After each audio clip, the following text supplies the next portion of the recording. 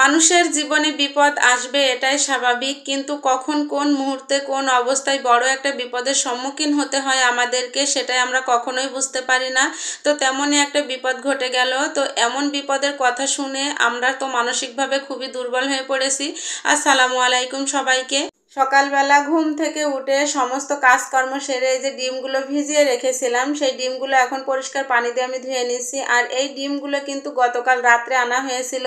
তো আমি কিন্তু ফ্রিজে ডিম পরিষ্কার করে ধুয়ে দিয়ে রাখি, তাহলে কিন্তু ডিমগুলো ভালো থাকে। তো এই যে পরিষ্কার পানি দিয়ে ডিম ধুয়ে নিয়েছি।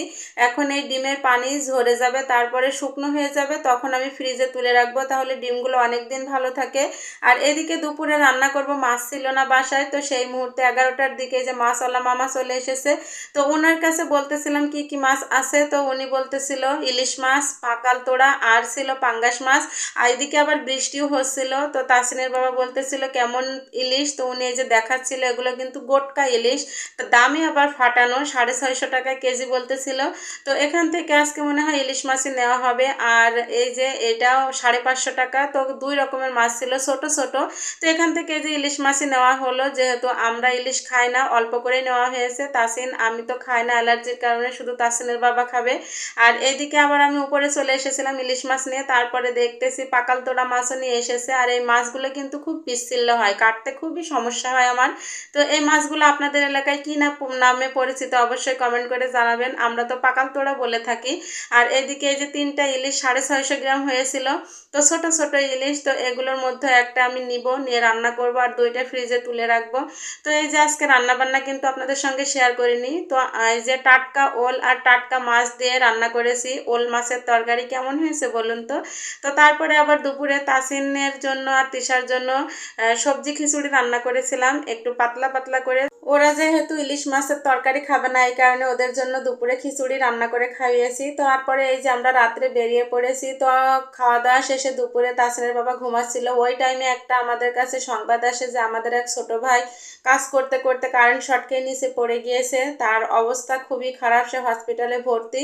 তো তাসিনের বাবা ঘুমাচ্ছিল, তাসিনের বাবাকে কেউ ফোনে পাচ্ছিল না। তো আমার ফোনে ফোন আসে, তখন ওকে বলাতেও তাড়াহুড়ো করে হসপিটালে চলে আসে।